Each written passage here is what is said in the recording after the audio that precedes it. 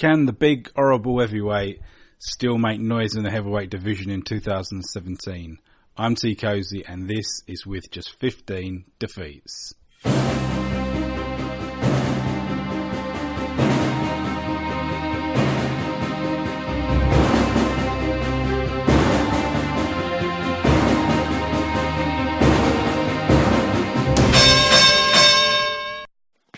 Welcome to Teekosey Boxing for another round of With Just 15 Defeats.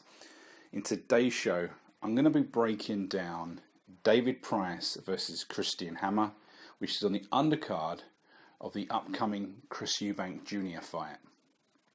Now, at the end of this video, I'm going to be giving my exclusive prediction for this fight. So remember to stay to the end for that exclusive prediction. Now, before we get on to this review, I just want to make you aware that I've got a couple of videos on my channel where I've put together the heavyweight rankings for January 2017. So if you'd like a good rundown and ranking specifically of the best heavyweights in the world today, you need to go to my channel and check it out. Whilst you're there, you'll find a number of historic previews and reviews of the fights that happened at the end of last year. But there's also some good debate pieces that you might find interesting. So remember to check out the channel, click on the subscribe button. Now, if you have any commentary about the David Price fight, remember, please give me some comments. I want to hear from you. I want to create the debate. So, as I said, this fight is taking place in a couple of weeks now, beginning of February, and it's on the undercard of the Chris Eubank Jr. We're going to call it a world title fight. It's for the IBO World Super Middleweight title against Quinlan. It's going to be televised in the UK pay-per-view. What's interesting about this is it's going to be televised on ITV. Now, ITV is a free-to-air TV channel here in the UK. They have experimented with paid sport in the past. They had a channel called ITV Sport. I think it might have been about 10 years ago now, and it was predominantly soccer/football, what they were putting out there with the Premier League. And I can't quite remember specifically what happened, but something to do with the money, and it all went downhill and disappeared off the face of the earth.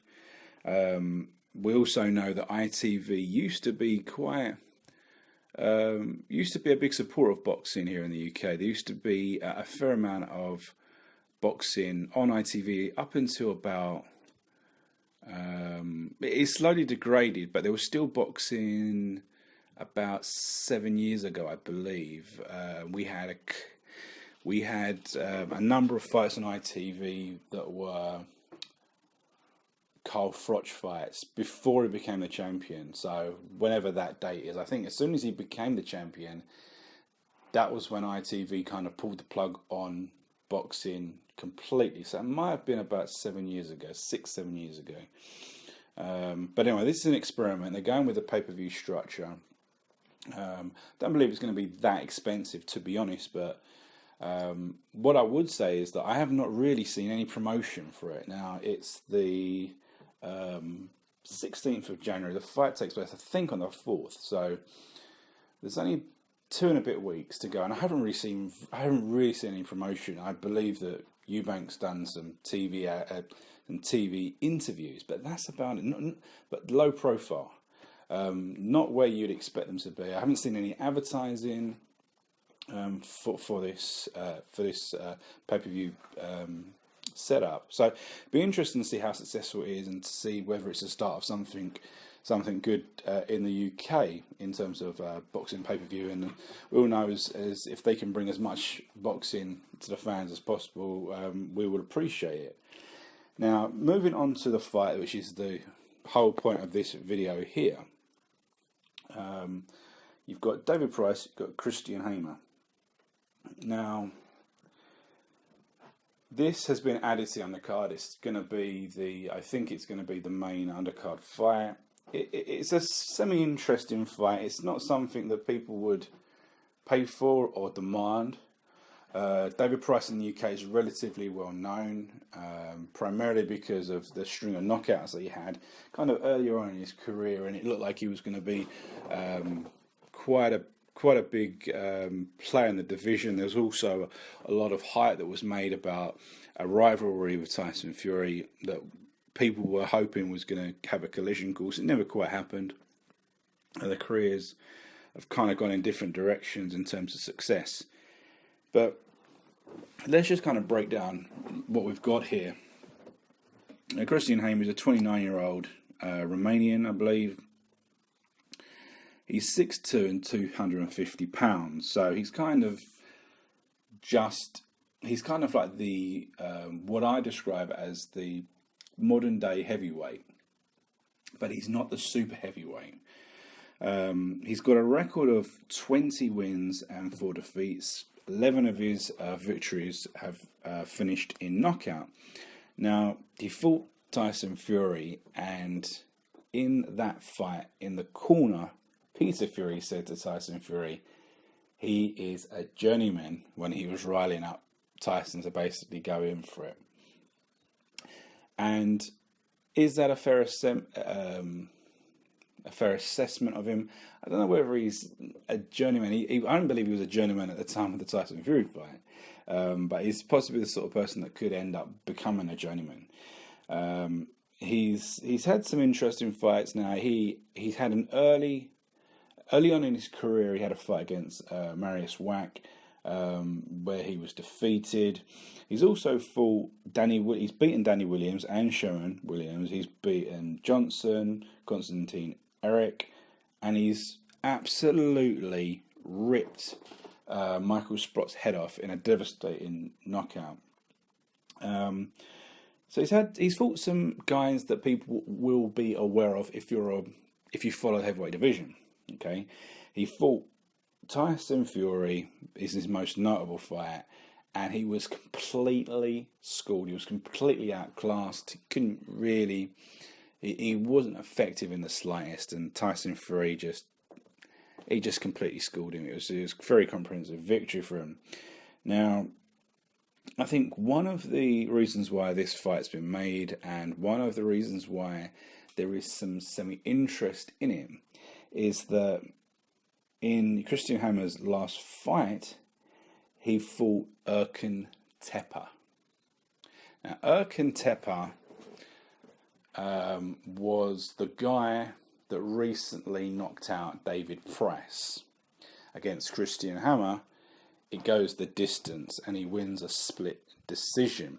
Now, after the David Price-Tepe fight, Tepe was revealed to have failed a drugs test.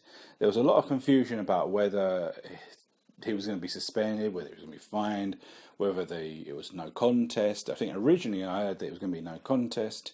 Tepe was going to be suspended. In the end, he was suspended by the EBU for 6 months, I believe, which didn't really mean anything.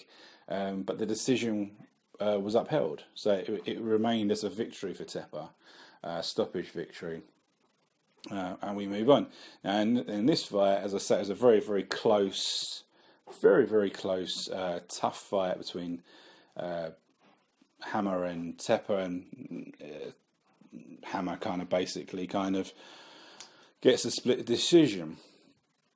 Now, what I would say about Hammer is that he is very one-dimensional, almost traditional in his stance, hands up, moves forward, and throws slow, basic combinations.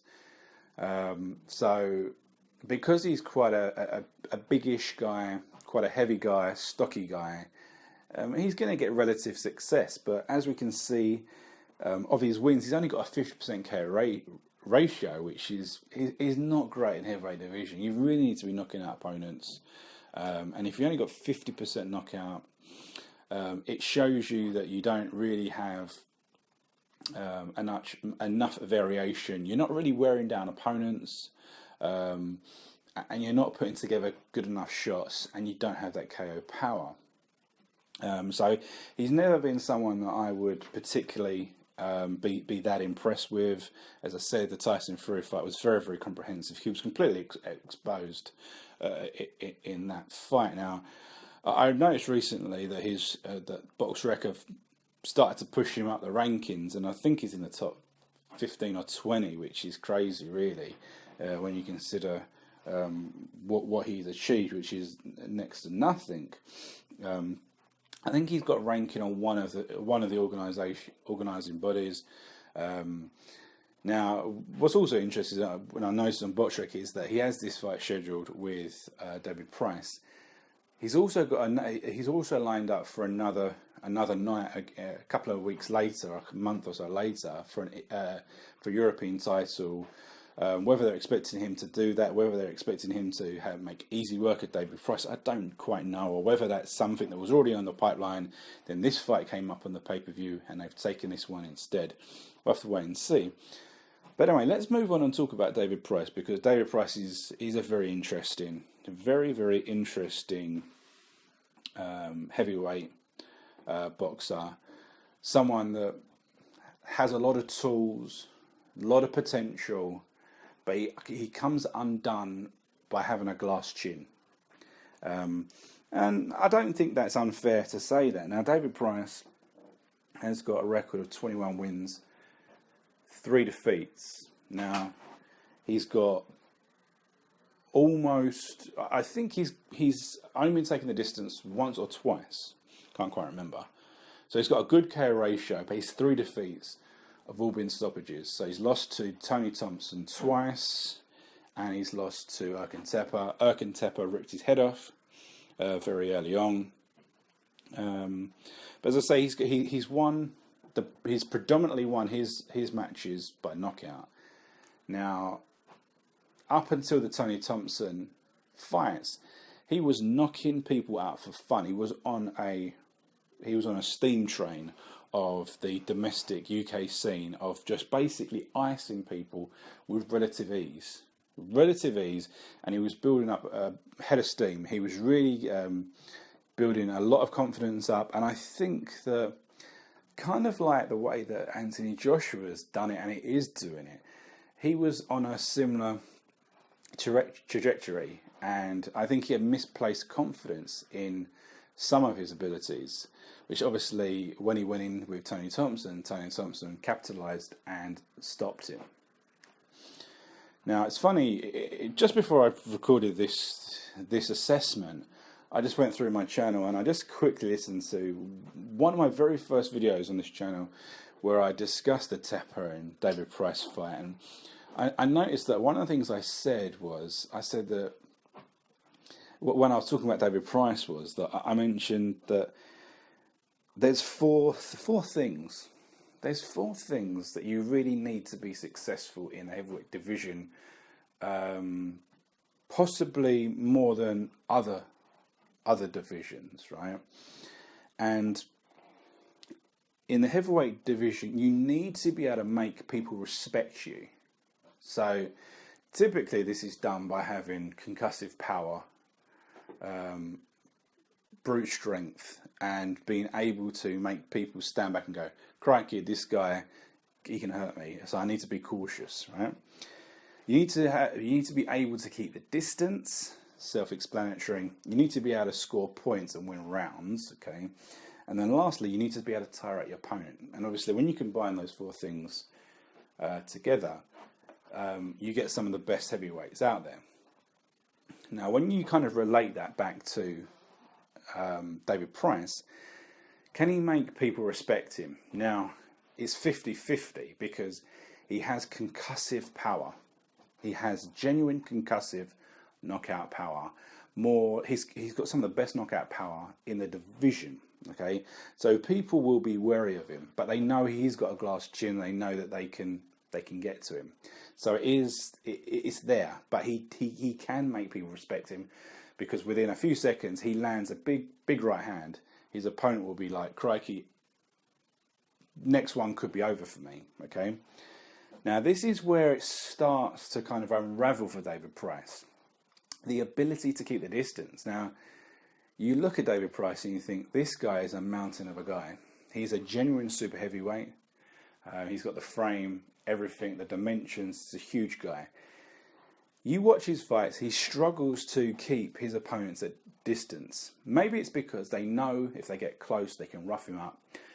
But realistically, he should be training to prevent that. He should be training to keep people on the outside, to keep people at distance and utilize his strengths. But he doesn't. He lets people come in close for unknown reason. It's not even like he likes infighting.